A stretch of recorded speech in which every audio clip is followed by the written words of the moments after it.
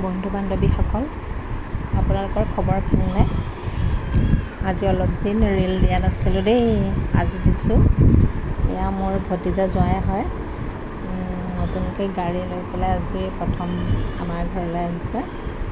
সেইটো কাৰণে নতুনকৈ গাড়ীখন আনিছে যেতিয়া নিয়মটো কিবা কৰিব লাগিব, সেইকাৰণে এয়া ধূপ লগাই অকণমান নিয়ম কৰি দিছোঁ। মানুহৰ আশা থাকে ন, চাকৰি এটা হোৱাৰ পিছত ঘৰ মাটি হৈ যোৱাৰ পিছত গাড়ী এখনৰ সপোন থাকে সকলোৰে বাৰু, আমাৰ মধ্যবিত্ত লোকসকলৰ হয়নে বাৰু।